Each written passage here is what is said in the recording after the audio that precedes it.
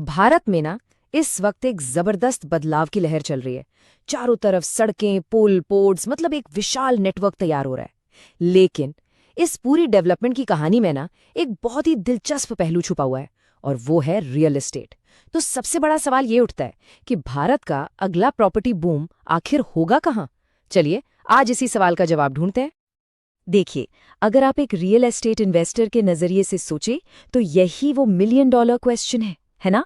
क्या अगला बूम फिर से मुंबई, दिल्ली जैसे बड़े शहरों में आएगा, या कहानी कुछ और है? हमारा फ्लैट स्कार्ट एनालिसिस तो कुछ और ही इशारा कर रहा है। तो चलिए इस रहस्य से पर्दा उठाते हैं, एक एक करके।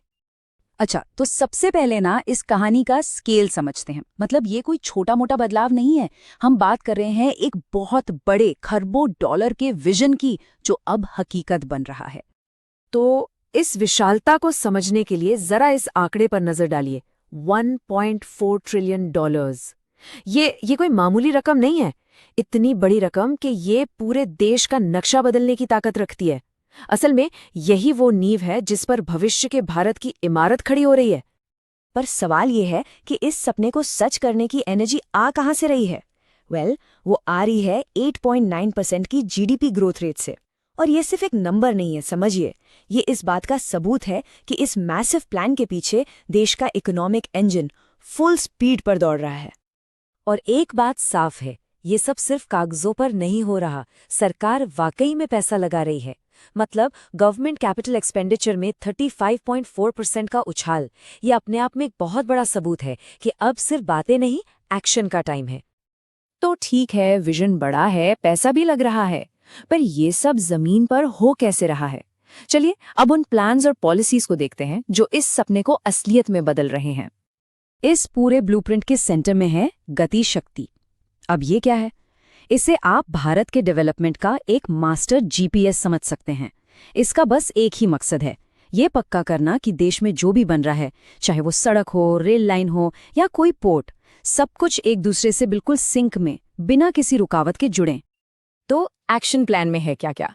सबसे पहले है नेशनल इंफ्रास्ट्रक्चर पाइपलाइन, यानी एनआईपी, जिसमें देश भर के हजारों बड़े प्रोजेक्ट्स शामिल हैं। फिर आता है नेशनल मोनेटाइजेशन पाइपलाइन, जिसका काम है सरकारी एसेट्स में प्राइवेट इन्वेस्टमेंट लाना। और इसके साथ साथ 25,000 किलोमीटर नए हाईवे, नए लॉजिस्टिक्स पार्क और भी बहुत कुछ। मतलब ये एक पूरी तरह से सोचा समझा कॉम्प्रहेंसिव प्लान है। लेकिन रुकिए, ये कहानी सिर्फ कंक्रीट और स्टील की नहीं है। इस डेवलपमेंट की एक और बहुत जरूरी लेयर है, सस्टेनेबिलिटी।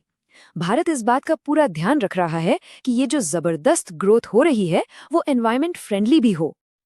और ये जो माइंडसेट में बदलाव आया है ना, वो यहाँ साफ दिखता है। देखिए, एक जमाना था जब ग्रोथ का मतलब था बस बनाते जाओ पर्यावरण की चिंता किए बिना। लेकिन अब स्ट्रैटेजी पूरी तरह से सस्टेनेबल डेवलपमेंट पर फोकस्ड है। और ये यकीन मानिए एक बहुत ही बड़ा और जरूरी शिफ्ट है। और ये सिर्फ कहने की बात ही नहीं है, नंबर्स भी यही कहानी बता रहे हैं। सस्टेनेबल डेवलपमेंट गोल्स यानी एसडीजी पर भारत का स्कोर 2019 में 57 था, जो 2021 में बढ़कर 66 हो गया। ये एक सॉलिड प्रूफ है कि देश ग्रीन फ्रंट पर सच में अच्छा काम कर रहा है। तो क्या क्या किया जा रहा है? सिंगल यूज प्लास्टिक पर बैन, क्लीनर फ्यूल नॉर्म्स को अपनाना, इलेक्ट्रिक गाड़ियों के लिए सब्सिडी, और तो और 2070 तक नेट जीरो इकोनॉमी बनने का एक बहुत बड़ा टारगेट। ये सब दिखाता है कि भारत क्लाइमेट चेंज को लेकर कितना सीरियस है। अब जाहिर है इतना बड़ा काम भारत अकेले नहीं कर रहा है। इसमें इंटरनेशनल पार्टनरशिप्स का भी एक बहुत बड़ा रोल है, जो इस पूरे मिशन को और तेजी दे रही हैं। चलिए देखते हैं कैसे। तो देखिए, यूरोपियन यूनियन और जापान जैसे जो बड़े पार्टनर्स हैं, वो सिर्फ पैसा नहीं ला रहे बल्कि अपनी एक्सपर्टीज भी साथ ला रहे हैं। और ये जो कोलैबोरेशन है, ये भारत के भविष्य के शहरों को एक सस्टेनेबल और मॉडर्न शेप देने में बहुत मदद कर रहा है, खासकर टियर 2 और टियर 3 शहरों को। और अब आते हैं उस सवाल पर जहां से हमने पूरी बात शुरू की थी। ये सब जो हो रहा है, ये इंफ्रास्ट्रक्चर, ये पैसा, इसका घर खरीदने वालों और इन्वेस्टर्स के लिए आखिर मतलब क्या है? यहीं पर हमारा फ्लैट स्कार्ट एनालिसिस तस्वीर को बिल्कुल साफ कर देता है। तो उस पहले सवाल का जवाब ये रहा। हमारे फ्लैट स्कार्ट एनालिसिस के मुताबिक अगला बड़ा रियल एस्टेट बूम मेट्रो शहरों में नहीं, बल्कि भारत के टियर 2 और टियर 3 शहरों में होने वाला है। अच्छा, तो ये सब आपस में कनेक्ट कैसे होता है? इससे एक रिपल इफेक्ट की तरह समझिए। सोचिए, सबसे पहले सरकार हाईवे और रेलवे जैसा बड़ा इंफ्रास्ट्रक्चर बनाती है, ठीक है? इससे क्या होता है, छोटे शहर देश के बड़े इकोनॉमिक सेंटर से कनेक्ट हो जाते हैं।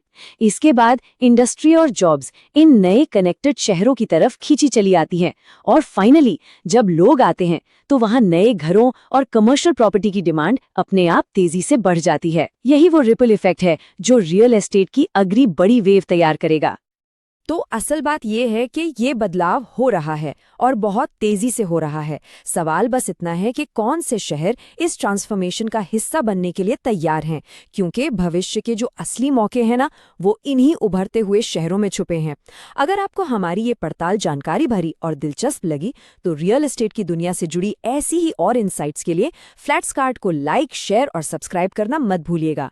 डिस्क्लेमर, यहाँ दिए गए विचार रियल टाइम फ्लैट्सकार्ट डेटा और एनालिसिस पर आधारित हैं और मार्केट की बदलती कंडीशंस के साथ बदल सकते हैं।